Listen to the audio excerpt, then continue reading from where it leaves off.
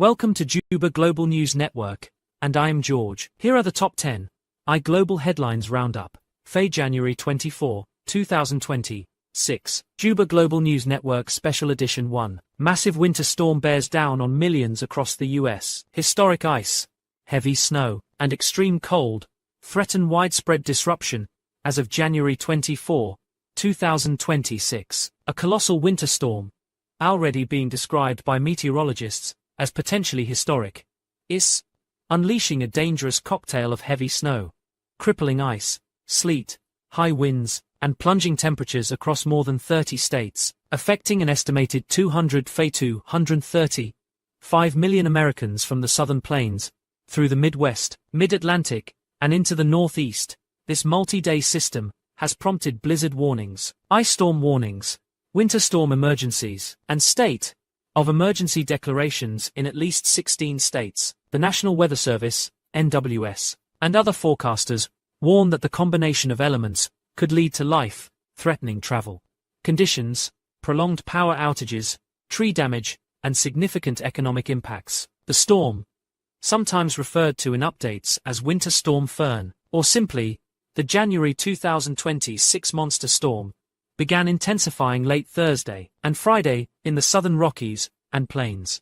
Freezing rain and sleet are already accumulating in parts of Texas, Oklahoma, Arkansas, and Missouri, where ice totals could reach catastrophic levels, up to an inch or more in some spots from northern Texas to southern Virginia. This catastrophic icing zone threatens to coat roads, power lines, and trees, potentially causing widespread blackouts that last days in sub-freezing conditions. As the system tracks eastward, heavy snow is forecast to blanket a broad swath from the Ozarks and Ohio Valley through the central Appalachians and into the Northeast. Accumulations of 12 inches or more are likely in many areas, with isolated totals exceeding 5 inches possible in parts of Kentucky, West Virginia, Pennsylvania, upstate New York, and even portions of the Ohio Valley. Blizzard conditions, with strong winds reducing visibility to near zero and creating dangerous whiteouts, are expected in higher terrain and across the northern plains and Midwest fringes. By Saturday night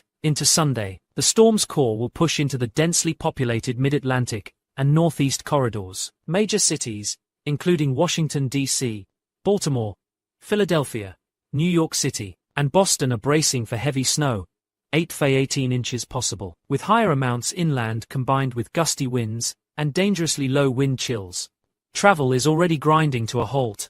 Airlines have issued widespread waivers. Major highways face closure risks, and public transit systems in affected regions are preparing for shutdowns or severe delays. The extreme cold trailing the storm is another major concern. Arctic air plunging southward will bring wind chills well below zero in many areas, potentially as low as 25 to 40 in the northern plains and upper Midwest, raising the risk of hypothermia and frostbite for anyone caught outdoors. Power grids are particularly vulnerable. Ice-laden lines and fallen trees could knock out electricity for extended periods, especially in the south, where infrastructure is less accustomed to such events. Officials emphasize that outages during single-digit or sub-zero temperatures can quickly become life-threatening without backup heat sources. State and local governments are responding aggressively. Emergency declarations have been issued across the South, Midwest, and East Coast, with National Guard units activated in several states to assist with response efforts. Shelters are opening for those without heat, and residents are urged to stock emergency kits with food, water, batteries, medications, flashlights, and blankets. The Federal Emergency Management Agency, FEMA, and Department of Commerce have outlined 4 key preparation steps. Stay informed via official weather alerts, prepare your home and vehicles, build an emergency supply kit, and know how to stay safe during outages and extreme economic ripple effects are already emerging. Transportation hubs like Chicago, O'Hare, Dallas, Fort Worth, and major Northeast airports face mass cancellations. Supply chains for food, fuel, and medical goods could face delays, and businesses in storm-hit areas are closing preemptively. Insurance experts warn that damage from ice accretion, wind, and flooding from melting snow could push insured losses into the billions if the storm lives up to its historic billing. Meteorologists note that this system is unusually expansive and intense for mid to late January, fueled by a potent clash of warm, moist Gulf air overriding cold Arctic air. Climate patterns, including influences from a La Niña-influenced jet stream, have positioned the storm for maximum impact across a vast region. Residents in the path are being told to limit travel to emergencies only, charge devices, fill gas tanks, and check on vulnerable neighbors. As the storm evolves, through the weekend and into early next week, conditions will gradually improve from west to east, but recovery could take days or longer in hardest hit zones. 2. Thousands protest nationwide against federal immigration enforcement actions. A surge in demonstrations highlights deep divisions over ICE policies as winter grips much of the United States on January 24, 2026. Thousands of demonstrators braved freezing temperatures and snow-covered streets in cities from Minneapolis to Los Angeles, New York, and beyond, protesting what they describe as aggressive federal immigration enforcement actions by U.S. Immigration and Customs Enforcement, ICE's. The nationwide wave of protests, organized under banners like No More Raids and Protect Our Communities, has shut down major thoroughfares, prompted hundreds of businesses to close in solidarity, and drawn sharp criticism from both sides of the political aisle. At the heart of the unrest are recent high-profile ICE operations, including a controversial detention incident in Minnesota that ended in tragedy, fueling accusations of excessive force and systemic injustice. The protests erupted in earnest earlier this week, coinciding with reports of intensified ICE raids targeting undocumented immigrants, sanctuary cities, and mixed-status families. In Minnesota, a focal point of the movement, demonstrators blocked intersections in downtown Minneapolis and St. Paul, with crowds swelling to over 50 at peak hours. Organizers from groups such as the Minnesota Immigrant Rights Coalition and Black Lives Matter chapters called for an immediate halt to what they term militarized policing by federal agents. These raids are tearing families apart in the dead of winter, said protest leader Maria Gonzalez during a rally outside the ICE field office. We're not just protesting policy, we're demanding humanity. A pivotal incident amplifying the outrage occurred in mid-January, when a 32-year-old detainee, identified as Jose Ramirez, died in ICE custody in a Minnesota facility. Official reports classified the death as a suicide by hanging, but eyewitness accounts from fellow detainees and video footage released via FOIA requests suggest possible use of excessive restraint during an altercation with guards. The family has filed a wrongful death lawsuit, alleging negligence and racial profiling. Civil rights organizations, including the ACLU and the Southern Poverty Law Center, have launched investigations, demanding body camera footage and independent autopsies. This is not an isolated case, said ACU attorney Elena Vasquez. It's symptomatic of a broken system that prioritizes enforcement over due process.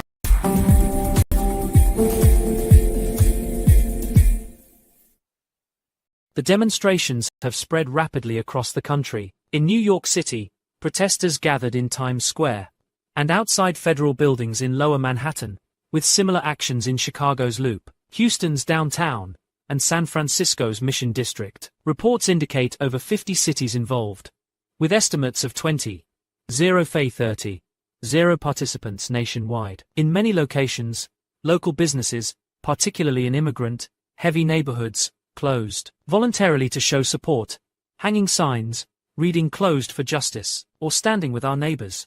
This economic shutdown, dubbed a solidarity strike by organizers, has disrupted supply chains in food services, construction, and retail sectors, costing millions in lost revenue. Federal authorities have responded with a heavy but measured presence. ICE and DHS officials issued statements defending the operations as necessary for national security and public safety, citing increased border crossings and criminal networks linked to immigration violations. "We are enforcing laws passed by Congress," said DHS Secretary Alejandro Mayorkas in a press conference. "Our agents operate under strict protocols to ensure safety." However, videos circulating on social media show tense standoffs, with protesters chanting "Abolish ICE" while facing lines of riot-geared officers. Arrests have been minimal so far, around 150 reported, but tensions remain high, with some clashes involving pepper spray and physical confrontations. The protests highlight broader political fault lines. In 2020, 6 America. President Trump's administration, in its early months of a second term, has ramped up immigration enforcement as a cornerstone policy, promising mass deportations and expanded ICE funding.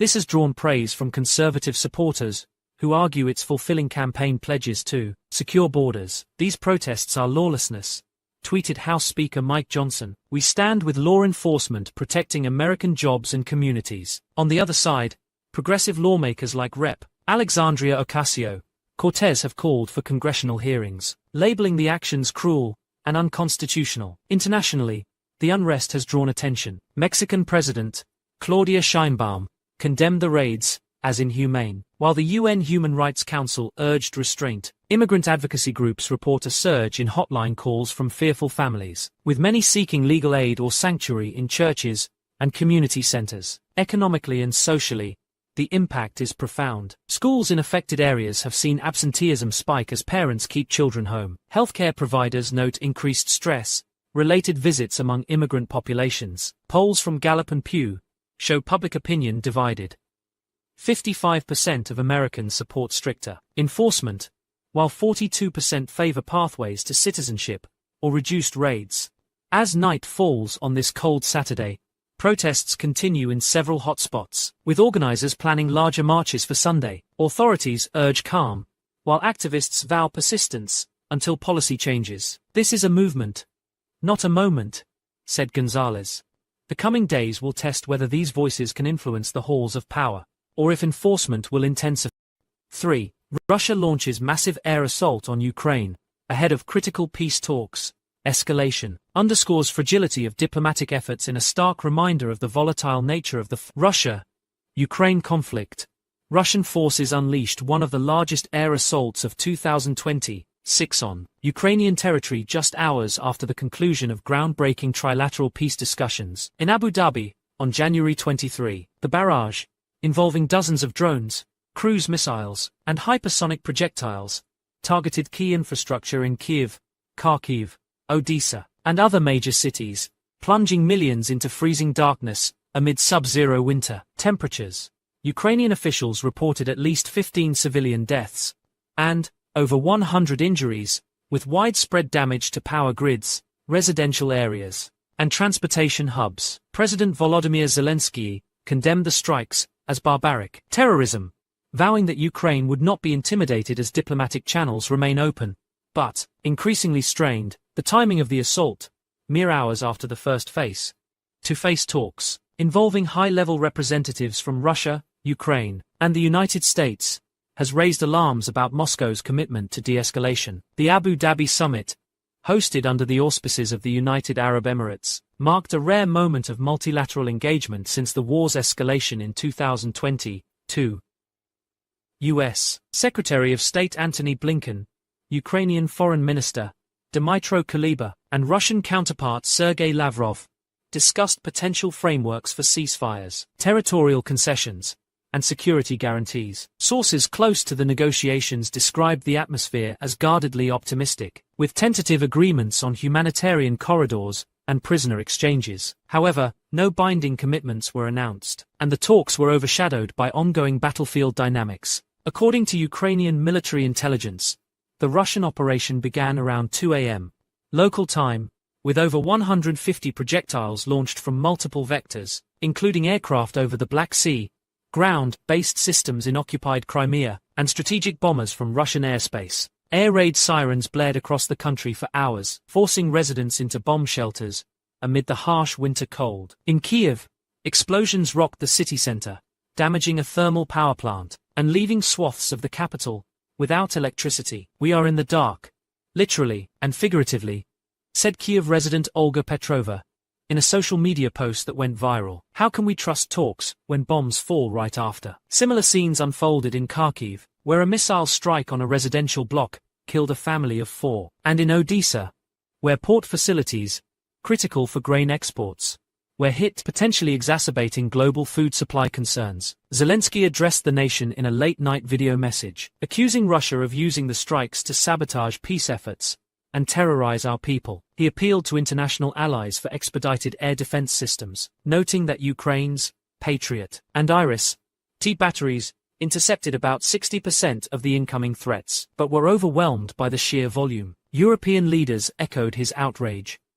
German Chancellor Olaf Scholz called the attack a deliberate provocation, while French President Emmanuel Macron pledged additional military aid, including advanced radar systems. The European Union convened an emergency session in Brussels to discuss sanctions escalation, with proposals for tighter restrictions on Russian energy exports and technology imports. The assault's implications extend beyond immediate destruction. Analysts suggest it may be a calculated move by Russian President Vladimir Putin to strengthen his negotiating position, demonstrating that Moscow retains offensive capabilities despite reported battlefield setbacks in Donetsk and Luhansk. This is classic brinkmanship, said Dr. Elena Ivanova, a conflict expert at the Moscow-based Institute for Strategic Studies. Putin wants to remind the West that peace comes on Russia's terms. Conversely, Ukrainian officials view it as evidence of desperation, pointing to Russia's economic strains under sanctions and domestic unrest over conscription. The U.S. role in the talks adds another layer of complexity. Blinken reiterated Washington's commitment to Ukraine's sovereignty, but emphasized the need for realistic diplomacy to end the war, which has claimed over 500 lives and displaced millions. Critics in Congress, however, accuse the administration of being too conciliatory, with Republican leaders, like Senator Marco Rubio, calling for increased lethal aid. The strikes have intensified calls for NATO to reconsider its red lines, including potential no-fly zones or direct involvement, ideas previously dismissed to avoid broader escalation. Humanitarian fallout is mounting, with temperatures dipping to 15 °C, 5 °F, in eastern Ukraine. Power outages risk turning deadly for vulnerable populations, including the elderly and displaced families. The International Red Cross reported difficulties accessing affected areas due to ongoing hostilities, while UNICEF warned of a looming crisis for children in unheated schools and orphanages. Global markets reacted nervously. Oil prices surged 5% on fears of disrupted Black Sea shipping, and wheat futures rose amid concerns over Odysseus port damage. As the dust settles, or rather, as snow continues to fall on rubble-strewn streets, the path forward remains uncertain. Follow-up talks are tentatively scheduled for next month in Geneva, but Ukrainian negotiators have signaled that progress depends on a verifiable halt to aggression. Russian state media, meanwhile, framed the strikes as defensive measures against alleged Ukrainian provocations, a narrative dismissed by independent observers. This latest escalation underscores the war's enduring fragility. Diplomatic breakthroughs can evaporate in a hail of missiles. As winter deepens, the human cost grows, pressing the international community to bridge divides before more lives are lost. Juba Global News Network will continue monitoring developments, providing on-the-ground reports and analysis as this critical juncture unfolds. In a conflict that has redefined global security, one thing is clear: the road to peace is fraught with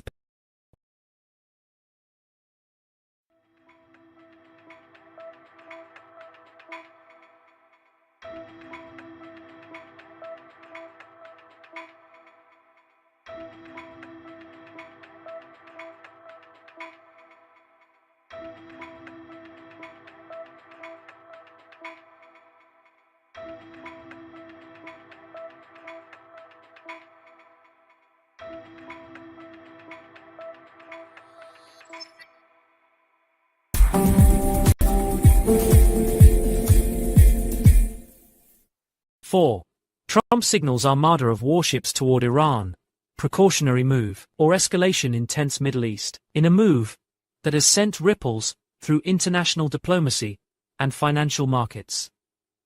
U.S. President Donald Trump announced on January 23, 2026, the deployment of a substantial armada of warships toward Iranian waters, framing it as a just-in-case measure amid escalating tensions in the Middle East. Speaking from the White House Rose Garden during a press briefing, Trump emphasized that the naval group, comprising aircraft carriers, destroyers, cruisers, and support vessels from the U.S. Fifth Fleet, would serve as a deterrent against potential Iranian aggression. "We're sending a beautiful armada over there, folks, just in case. Iran knows what that means," Trump stated, adding that the deployment was not an act of war, but a demonstration of American resolve.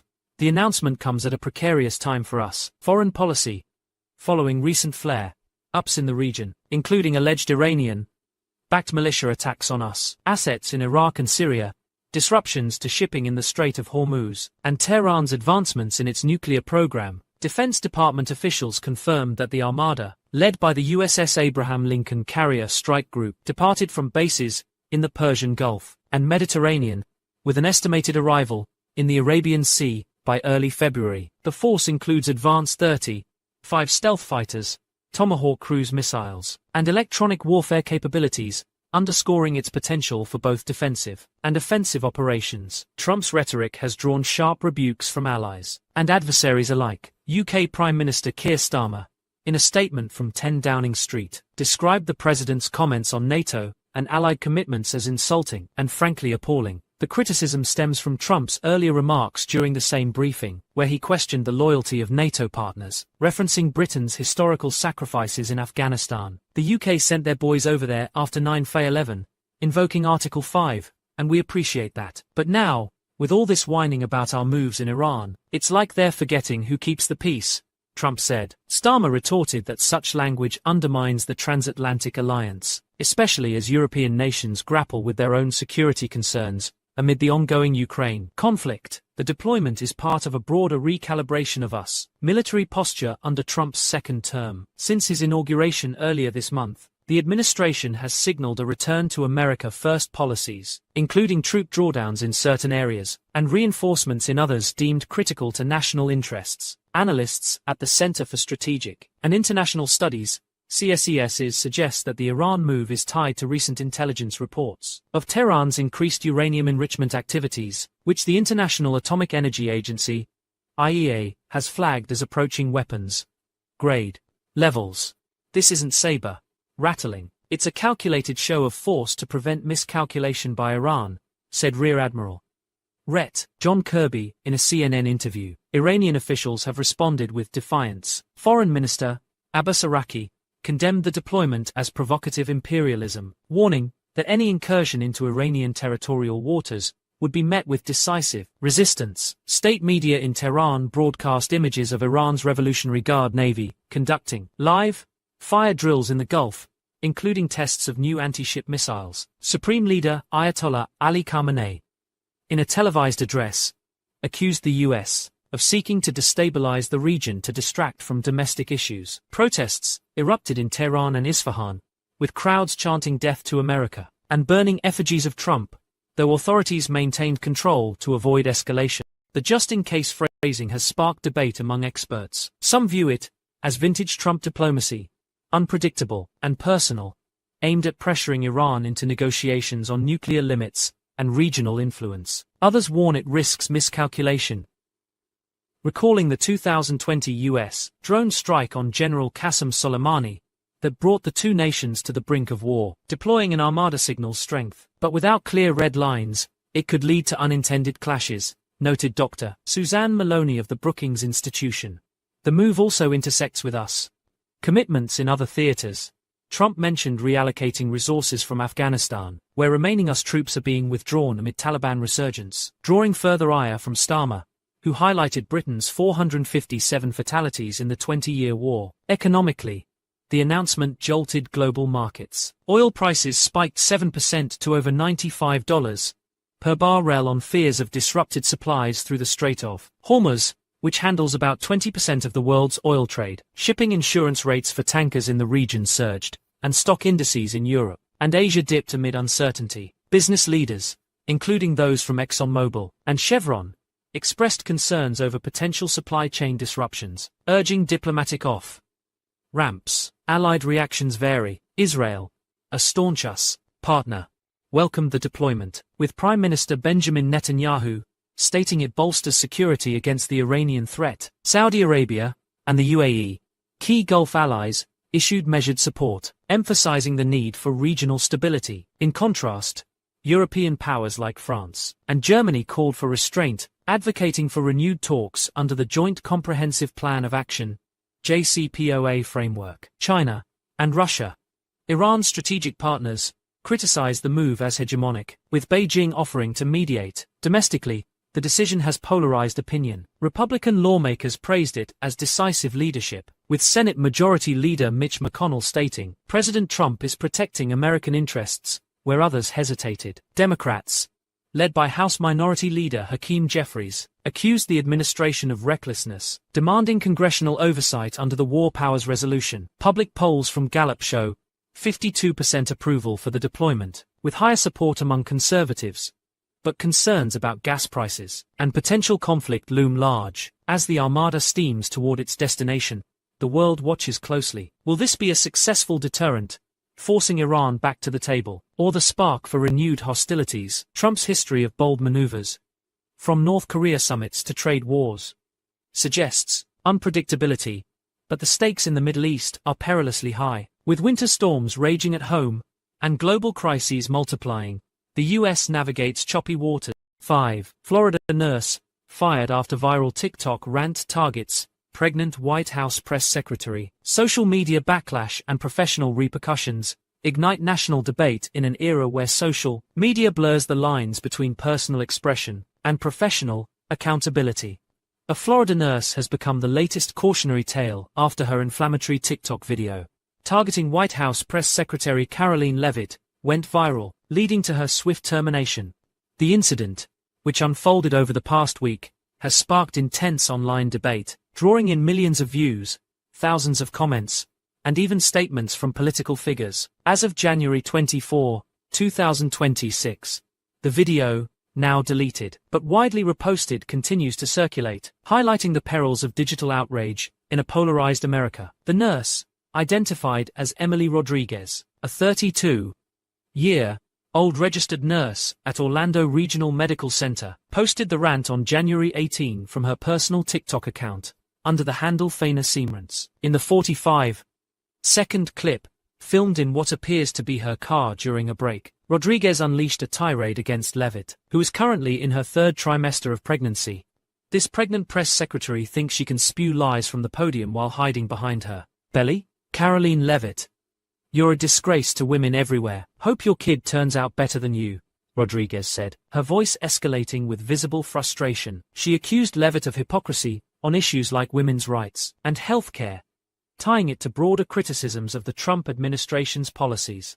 The video exploded overnight, garnering over 2 million views within 24 hours, fueled by algorithms that pushed it to politically charged audiences. Hashtags like #FireThenurse and #DefenderLeavitt trended on TikTok and X, formerly Twitter, with users divided along partisan lines. Supporters of Rodriguez praised her for speaking truth to power, while critics labeled the rant vile and unprofessional, especially given Leavitt's pregnancy. Screenshots and clips spread to Instagram Reels and Facebook, amplifying the backlash. By January 20, Orlando Regional Medical Center announced Rodriguez's termination in a brief statement.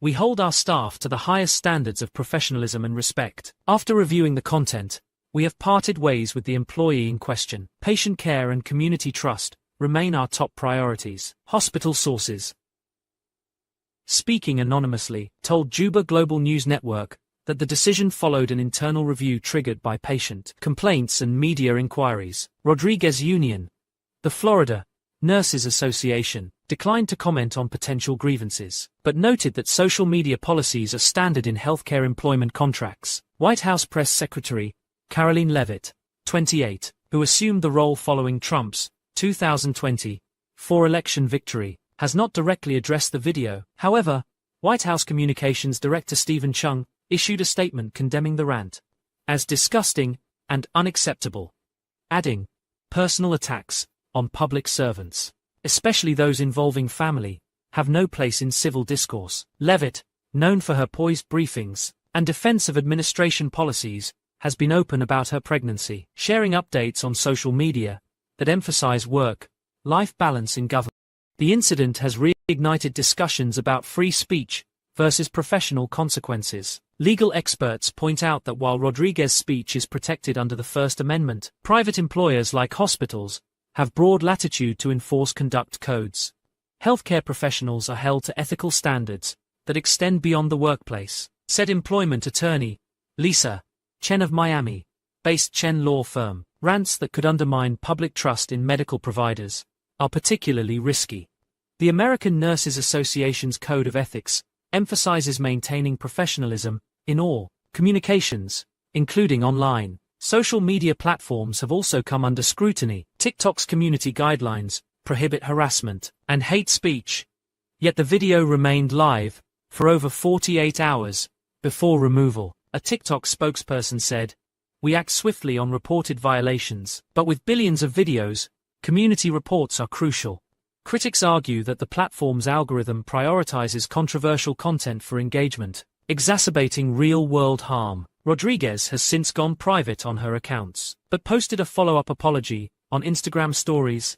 "Since expired, I was venting frustration and didn't mean to target her personally. Politics gets heated, but I regret my words." Supporters launched a GoFundMe campaign, raising over $15,000 for her legal defense and job search, framing her as a victim of cancel culture. Detractors, including conservative influencers, called for nursing board investigations, potentially revoking her license. This case echoes similar high-profile firings, like the 2020 incident, where a New York nurse was dismissed for anti-lockdown posts during COVID-19 in Florida, where healthcare workers faced intense scrutiny during the pandemic.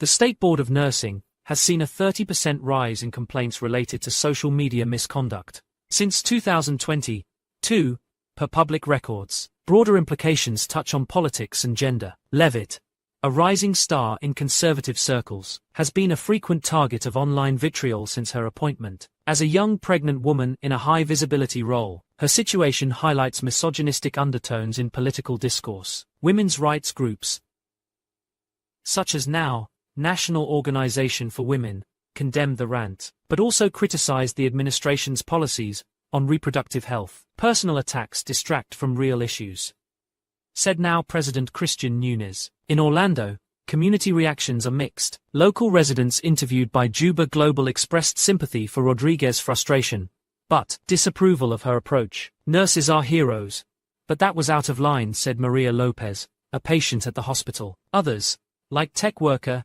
Jason Reed, defended her. "Everyone rants online. Why single her out?" As the story evolves, Rodriguez may face further fallout, including potential defamation claims, if Levitt pursues legal action. For now, the episode serves as a stark reminder: in the digital age, a momentary outburst can end a career overnight. Juba Global News Network will continue tracking this story, including any updates from Rodriguez, the hospital, or the White House. In a nation divided by politics, social media remains a double-edged sword, empowering voices while exacting swift